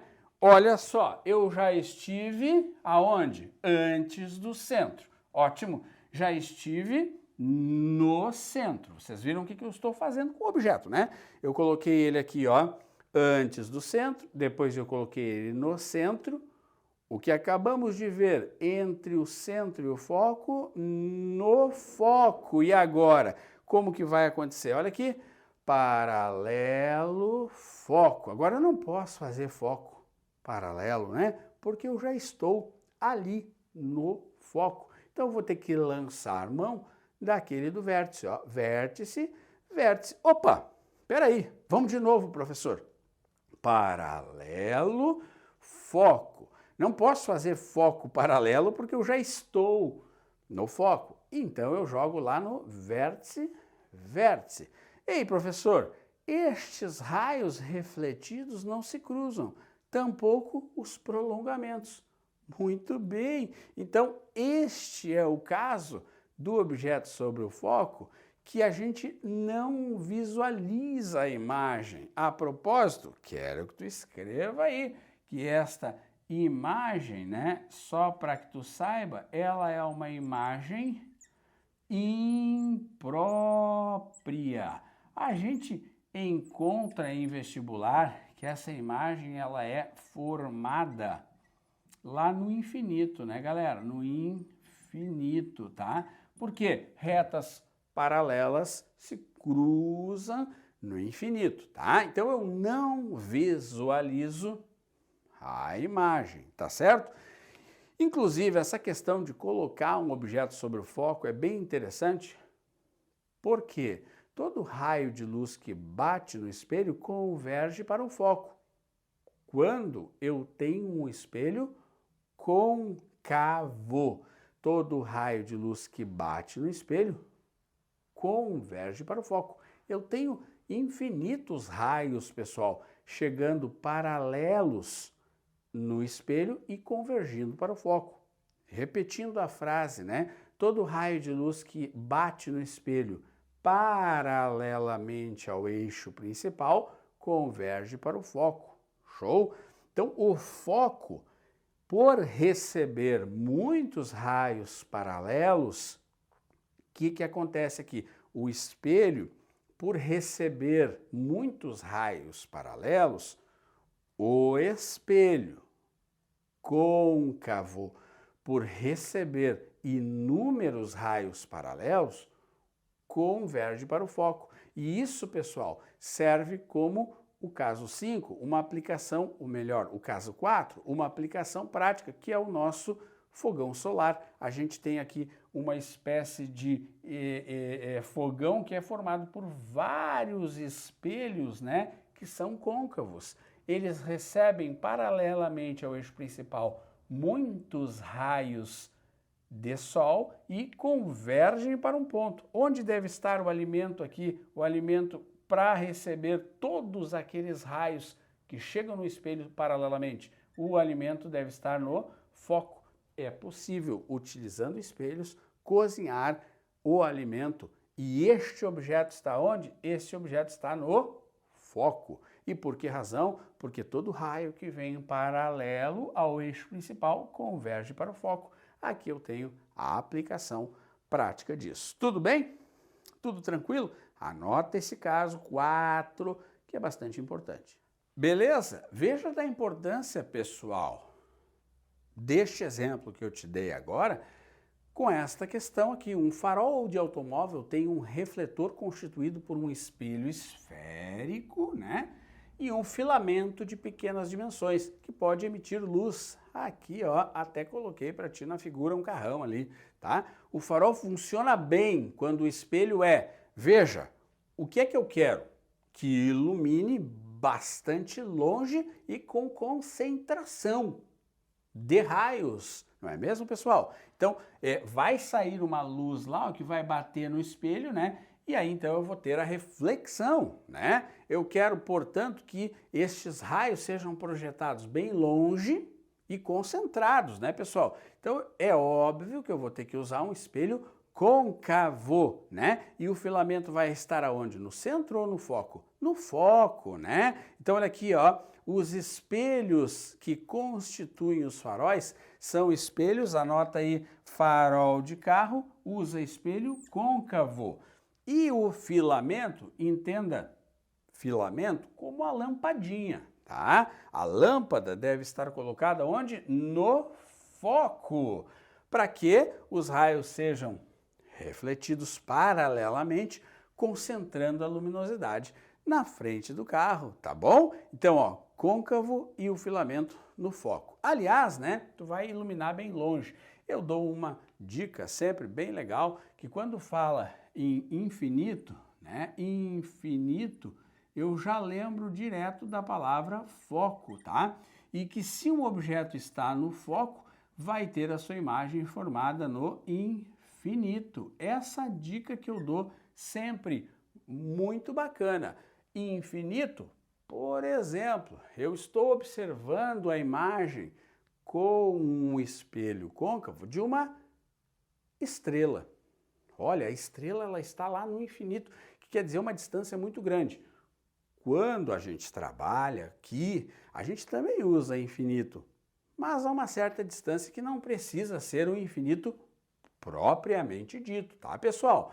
Então, quando eu olho uma estrela, a estrela está muito longe, eu digo que ela está no infinito. Então, onde é que eu tenho a formação? No foco. E agora, se algo está no foco, forma imagem no infinito. Então, a estrela estaria no foco e a sua imagem no infinito. Show? Essas palavrinhas são muito importantes, ó. Infinito, foco e foco, infinito. Muito bem tu gravar, tá? Eu quero te esclarecer que muitas vezes nós vamos encontrar a palavra infinito em problemas, mas não quer dizer que seja no infinito, mas sim, né, pessoal, a uma distância ali do nosso espelho. Tá legal? Questãozinha bacana, então, leva pronta esta dica. Infinito me remete a foco, foco me remete a infinito. Beleza? Bom demais saber isso aqui, tá? Do caso 4, né? O caso 4. Vamos adiante? Então tá.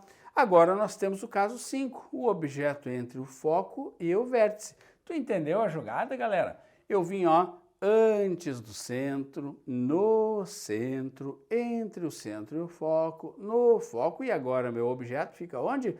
Fica entre o foco e o vértice de um espelho côncavo, paralelo, foco. Não posso fazer foco paralelo porque eu já passei do foco, então eu tenho que jogar no vértice, vértice. Opa, professor, esses raios não se cruzam, professor. Mas e o prolongamento, hein? Se eu prolongar este, olha lá, cruzaram-se os prolongamentos, galera. Então lá eu vou ter uma imagem. Opa, pode mostrar de novo, prof. Claro, querido. O objeto entre o foco e o vértice. Vamos usar os raios notáveis? Paralelo, foco, vértice, vértice. Prof, os refletidos não se cruzam. O que é que eu faço? Prolonga, prolonga. Olha lá, o que é isso aqui? Isso aqui é o cruzamento dos prolongamentos. Ou seja, não vai formar uma imagem real, pessoal. Não vai formar uma imagem real. Por quê? Porque é o prolongamento do raio que está se cruzando. Então, ali eu vou ter uma imagem, o quê? Qual é a característica dessa imagem? Agora ela está atrás do espelho, está no prolongamento, portanto, ela é dita imagem virtual, de cabeça para cima, ou do eixo principal para cima, virtual, direita e maior. Show, cara! Então, cuidado, no côncavo eu tenho duas imagens que são maior. Lembra aquela do caso 3 que estaria aqui, que eu posso projetar porque é real, e eu tenho outra imagem maior, mas é uma virtual que está lá atrás do espelho. Show? Anota? Bem bacana saber distinguir aí as duas imagens maiores que você tem no espelho côncavo. Então tá, são 5 casos, né, pessoal?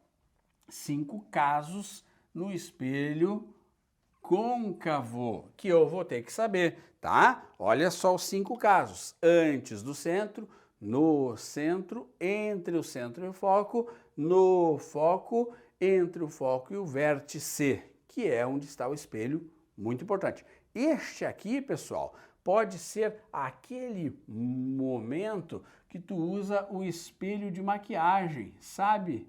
O espelho de maquiagem? Pois é, qual é a finalidade daquele espelho de maquiagem, hein? É fazer com que a pessoa se enxergue aumentada e com a orientação para cima, não para baixo, não é verdade?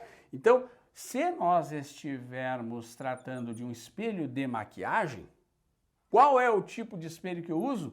Côncavo. E o rosto da pessoa estaria onde, pessoal? Estaria bem entre o foco e o vértice. Boa dica para o Enem. E a imagem vista por essa pessoa se maquiando ou fazendo a barba é uma imagem direita, não é verdade? De cabeça para cima, maior, mas é uma imagem virtual. É um caso que pode cair na tua prova, tá certo? Anota que este é bom, tá? Anota que este é bacana. Caso 5. Fechamos os 5 casos de formação de imagens no espelho côncavo. E agora, professor? Agora nós vamos aqui para alguns exemplos de espelho côncavo. O espelho de dentista, né? Que ele então, aproximando o dente, ele vê justamente nesta posição, ou seja, o dente está entre o foco e o vértice, para que ele enxergue maior, né? Tá certo? Então, o espelho de dentista, o espelho de maquiagem, tá certo? E este prédio, o Walkie Talkie, que foi um prédio muito mal construído em Londres, onde toda a camada externa do prédio, gente, foi feita de espelhos formato côncavo. E o que acontecia? Os infinitos raios de luz que vinham do Sol, paralelos ao eixo principal, concentravam no foco. Muitos carros na volta desse prédio, poxa vida, até derreteram espelhos retrovisor e era demais o aquecimento ali, porque ele concentrava muitos raios de luz. Esse prédio em Londres foi mal projetado, justamente porque formou um imenso espelho côncavo onde todos os raios de luz paralelo convergiam para ponto chamado foco. Então, teve carros ali que tiveram seus espelhos retrovisores e para-choques derretidos por causa dessa engenharia falha. Tudo bem? Esse é o Walkie Talkie, o prédio lá em Londres. Claro que depois foi corrigido isso para que não mais acontecesse, tá bom? E agora, formação de imagens no espelho convexo. Caso único. Caso único. Quem é o espelho convexo mesmo, prof? Esse espelho convexo, ele reflete aonde? Ajuda o prof aqui, ele reflete a parte de fora. Que legal. Então, olha só, não importa aonde o meu objeto esteja, tá? Ele pode estar em qualquer local fora, porque dentro eu tenho vértice, foco e centro. Tá legal, queridos? Tudo bem? Então vamos lá, olha aqui, ó, paralelo, bate no espelho. Lembra, deveria passar pelo foco, mas o raio de luz não fura o espelho, né, galera? Então ele vai refletir, mas ele reflete na direção do foco. Olha aqui, olha, ele reflete assim. Ah, ele não reflete a moda bicho. Ele vem paralelo e reflete na direção do foco. E o outro raio, prof? Joga no vértice, traz para cá e prolonga ele. Vejam, os refletidos, de fato, aqui no espelho convexo, não se cruzam, mas os prolongamentos sim. Olha lá a imagem, a imagenzinha pequenininha, sempre, pessoal, sempre no espelho convexo a imagem é virtual, direita. Mas por que direita? Professor, a orientação está do eixo para cima e menor. Isso aqui não muda, pessoal, não muda. Lembra o que acontecia com a imagem quando eu movia ela para perto do espelho côncavo? Ela ia aumentando de cabeça para baixo, até que ela ficou sem ser vista e depois ficou grandona lá atrás do espelho. Aqui o que acontece se eu aproximar, pessoal, o meu objeto do espelho? Olha aqui, a menina observa a imagem do rosto em espelho esférico convexo, tá bem? À medida em que ela aproxima o rosto, ela vai aproximar o rosto, pessoal, e este cruzamento vai ficar mais para cima. Ou seja, a imagem até aumenta, mas nunca fica maior do que o objeto. Então, olha só, aumenta de tamanho mantendo-se sempre direita. Já começa com a resposta certa. Olha o que diz a B, aumenta de tamanho, mas se inverte? Não, sempre direita. C, diminui de tamanho? Não, se eu aproximo o objeto, a imagem aumenta, mas nunca supera o tamanho do objeto. Diminui de tamanho? Não, porque a intersecção aqui vai estar um pouquinho mais acima, né, pessoal? Aumenta de tamanho até certa distância, depois passa a diminuir? Não, né? Então, leva pronto. Se eu aproximo o objeto, aumenta a imagem, mas ela sempre vai ser virtual, direita e menor aqui no espelho convexo. Tudo beleza? Tudo tranquilo isso? Isso é bacana de saber, tá? Caso único. Eu te sugiro que quando tu vires a palavra convexo, de imediato tu coloque virtual, direita e menor para que tu já saiba a característica. Tá bom, queridos? Isso não muda. Pode mudar o tamanho da imagem, professor? Pode, mas nunca vai ficar maior do que o objeto, tá? Alguns exemplos aqui de espelhos convexos. Aquele espelho de saída de garagem, né? Para que em qualquer posição que o motorista esteja, ele visualize as pessoas, os pedestres, né? Então, claro, ele vai visualizar virtual, direita e menor, né? O retrovisor direito do carro também é um retrovisor levemente convexo, tá? E aqui aqueles de segurança de loja, né? Qualquer posição em que esteja o objeto, o cliente, a segurança consegue vê-los. Tudo bem? Anota aí então que isso é bem legal, bem relevante para a tua prova, identificar espelhos côncavos e convexos. Tudo bem? Tudo tranquilo? Vamos então fazer uma retomada aqui da formação de imagens no espelho côncavo? Vamos junto? Caso 1, objeto antes do centro. Vamos lá? Está aqui o objeto antes do centro. Como é que eu acho a imagem dele? Paralelo, foco. Foco paralelo. Está aqui a imagem do objeto. Ela é uma imagem real, invertida e menor. Caso 1 foi. Vamos para o caso 2? Caso 2, o objeto sobre o centro. Paralelo, foco. Foco paralelo, onde se cruzaram os refletidos. Aqui ela é uma imagem real, invertida e igual. Bacana! Caso 3, objeto entre o centro e o foco. Objeto entre o centro e o foco. Caso 3, paralelo, foco. Foco paralelo. Onde se cruzaram os refletidos, pessoal? Cá atrás. Característica dessa imagem, ela é uma imagem real invertida em maior. Lembra, posso projetar. Caso 4, objeto sobre o foco. Paralelo, foco, vértice, vértice. Prolonguei, não formou imagem imprópria. Caso 5, objeto entre o foco e o vértice. Espelho de maquiagem, espelho de barbear, não é mesmo? Objeto paralelo, foco, vértice, vértice. Não cruzou, prof. Prolonga, prolonga. Cruzou no prolongamento, imagem virtual direita e maior. Tá certo? 5 casos do côncavo. E o convexo, prof? Caso único. Não importa onde eu coloque meu objeto na frente do espelho. Vamos lá? Paralelo, reflete na direção do foco. Vértice, vértice. Cruza esses caras, cruzamento dos refletidos, ou seja, cruzamento do prolongamento, tá lá minha imagem, sempre virtual, direita e menor. Bacana, gurizada? Retomamos, tá?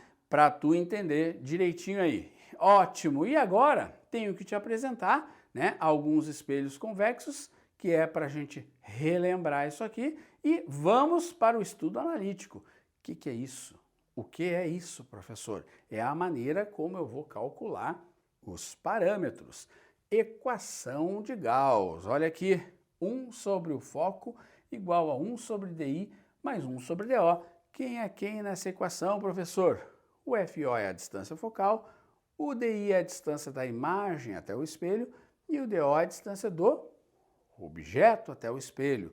Dessa expressão aqui, pessoal, eu tenho que saber que se o foco é positivo, eu estou trabalhando com um espelho côncavo, beleza? Se o foco é negativo, fiz a conta lá, o MMC, e achei um foco negativo, o espelho é convexo, beleza? Dessa expressão, da equação de Gauss, se o DI é ou for positivo, a minha imagem é uma imagem real, galera. Se a minha imagem for dita virtual, vou trabalhar com o DI negativo. Super importante isso, tá? Beleza? Anota aí. 1 sobre FO igual a 1 sobre DI mais 1 sobre DO. Mas tem a fórmula do aumento linear transversal.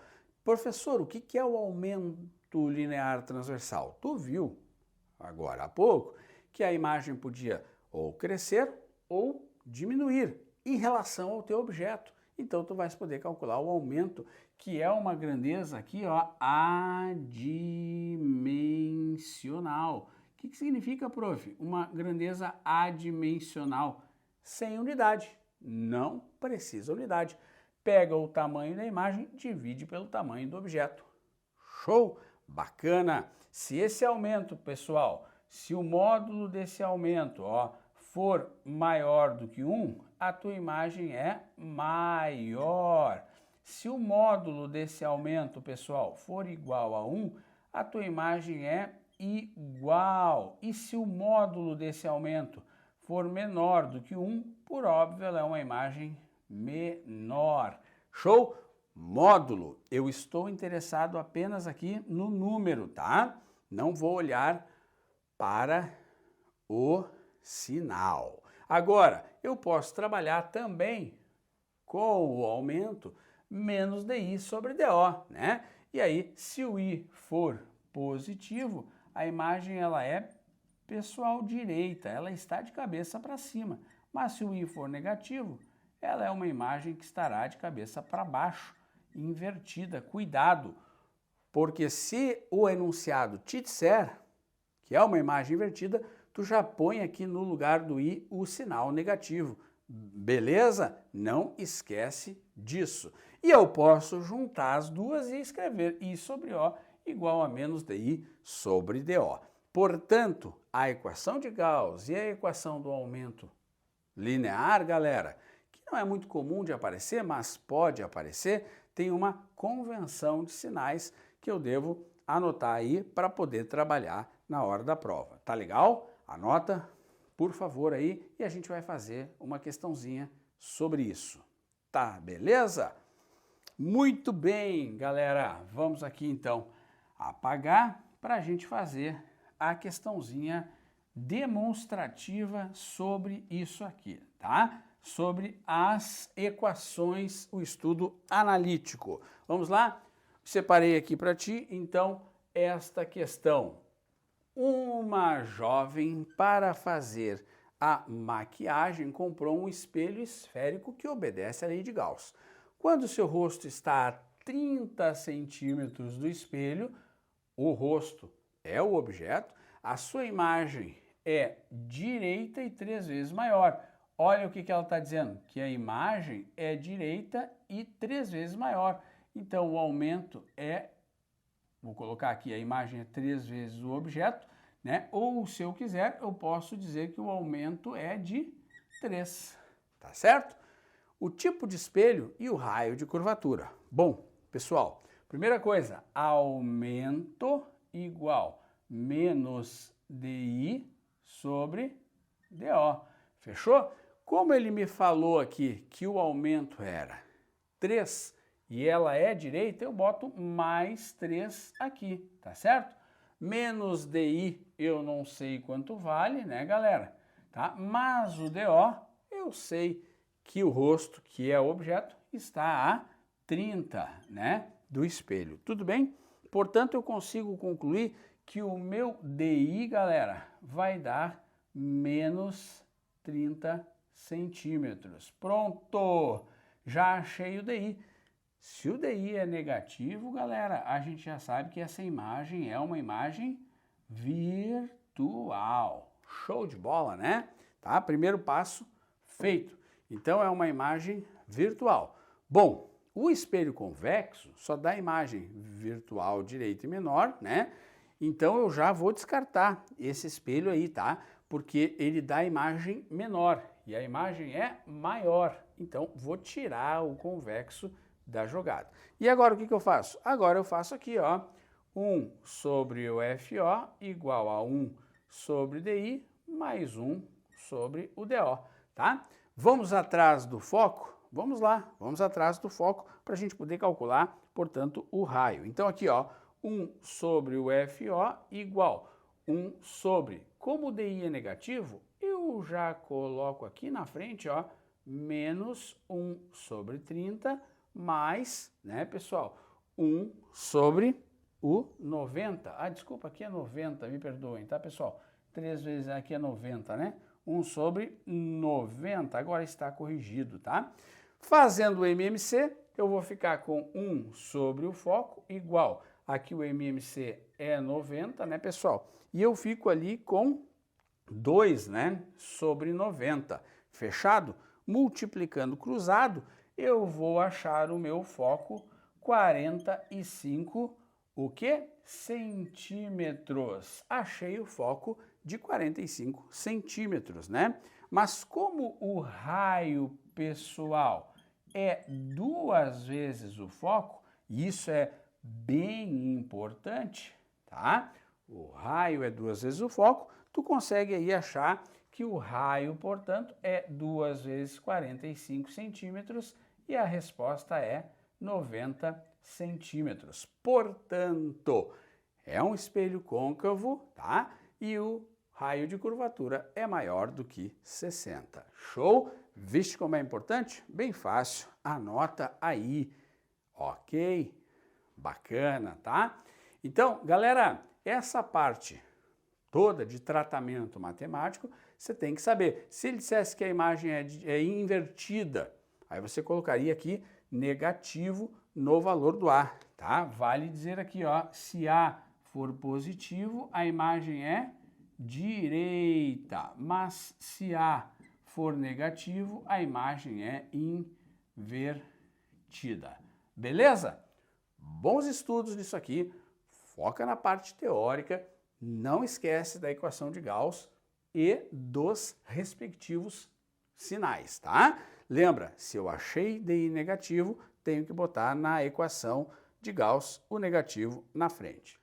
Tudo bem, pessoal? Para fechar aqui, mais um exercíciozinho sobre espelhos côncavos e espelhos convexos. Olha só, uma árvore de Natal de 50 centímetros de altura, portanto, isso aqui é o tamanho do meu objeto, foi colocada sobre o eixo principal de um espelho a uma distância de 25. O objeto, né, pessoal, está a 25. Chamarei de DO. Fechou? Beleza, né? Sabendo que o espelho possui um raio de 25, opa, se o raio é 25, o foco é o raio dividido por 2. Então, olha aqui o que eu já coloquei para ti. O foco é o raio dividido por 2. 25 sobre 2. Para eu trabalhar com números mais redondinhos, tá? Com relação ao quê? A imagem formada. Vamos lá, então? Primeiro, como eu tenho aqui o meu foco e o meu DO, 1 sobre FO igual a 1 sobre DI mais 1 sobre DO. Nota, pessoal, 1 sobre o foco, 25 sobre 2, igual a 1 sobre DI mais 1 sobre DO, que eu conheço é 25. Jogo esse 2 lá para cima, multiplicando. 2 sobre 25, pego este termo e trago para cá, lado esquerdo do igual. Menos 1 sobre 25, igual a 1 sobre DI. Fazendo o MMC deste lado, descubro que o DI é 25 centímetros, tá? Galera, é um valor positivo, então a minha imagem é real, né? Porque eu tenho um DI positivo. Show de bola! Agora, com a fórmula do aumento, ó, I sobre O igual a menos DI sobre DO, posso escrever I sobre, quem é o meu O? 50, igual a menos DI, troco o sinal do DI, menos 25, sobre o DO, que eu tenho lá, e acho aqui minha imagem de 50. Este sinal negativo mostra que ela é uma imagem o quê, pessoal? Invertida. Beleza? Então ela é direita, tá? Ou ela é invertida? Invertida. Show! Ela tem o mesmo tamanho do objeto e ela está a uma distância de 25, letra D. Show? Te prepara com essa parte de cálculos, bem como com a parte teórica. Estuda, revisa, porque óptica é muito importante. Bons estudos, um abraço do Dani.